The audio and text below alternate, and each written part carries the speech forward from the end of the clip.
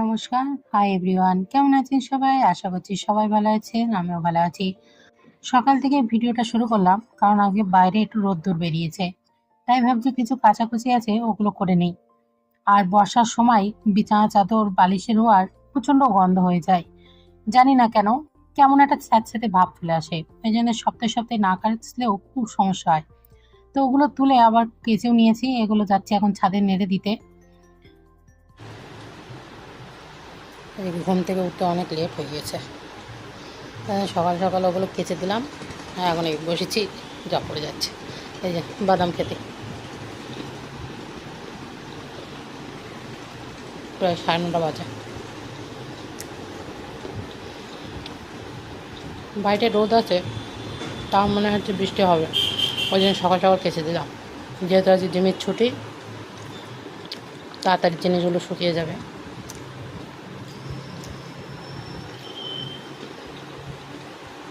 চলো বাদাম খেয়ে নিই, তারপরে আপনাদের সাথে অন্য কিছু শেয়ার করছি। আজকে রান্নার ভিডিও তেমন করিনি, কারণ আজকে আমাদের পাশে একটা মন্দিরে ভোগের নেমন্তন্ন ছিল, তো সেখান থেকে প্রসাদ নিয়ে এসেছি, তাই আপনাদের সাথেও একটু শেয়ার করলাম। বেশ ভালো লাগে। খিচুড়ি দিয়েছিল, আলুর দম দিয়েছিল, আর একটু ফল প্রসাদ আর তালের বড়া ছিল। এই ভোগটা ছিল কৃষ্ণ মন্দিরে। আর বছরের প্রথম তাল, তার বড়া তো যে পছন্দ করে তাকে তো দিতেই হয়, ওই জন্য আমরাও প্রসাদ পেয়েছিলাম। খেতে যা সুন্দর হয়েছিল কি বলবো। তারপর আর ভিডিও করা হয়নি, এটা সোমবারের ভিডিও। আজকে সোমবার, শ্রাবণ মাসের, তো সেই হিসেবে সোমবার করেছিলাম। মা সকালে পুজো দিয়েছিল, তাই প্রসাদ খাচ্ছি চান দান করে।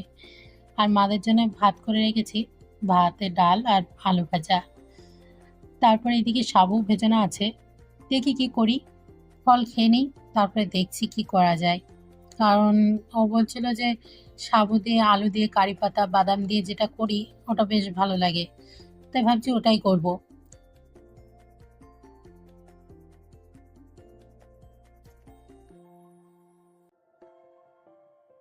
তা আপনাদের সাথে সেটা শেয়ার করা হয়নি কিভাবে করেছি। যদি আবার কোনো সময় করি একাদশীর দিন, তো সেটা আপনাদের সাথে আবার শেয়ার করব। কিন্তু খেতে খুবই সুন্দর হয়েছিল, তাড়াতাড়ি এটা করে নিয়েছিলাম, ওই জন্য আর আপনাদের সাথে শেয়ার করা হয়নি। তা এখন বারান্দায় বসে বসে খাচ্ছি, খেয়ে দিয়ে নিই। আজকে আর জিমে যাব না, পরে আপনাদের সাথে আবার দেখা হবে নতুন একটি ভিডিও নিয়ে। ততক্ষণ ভালো থাকুন, সুস্থ থাকুন।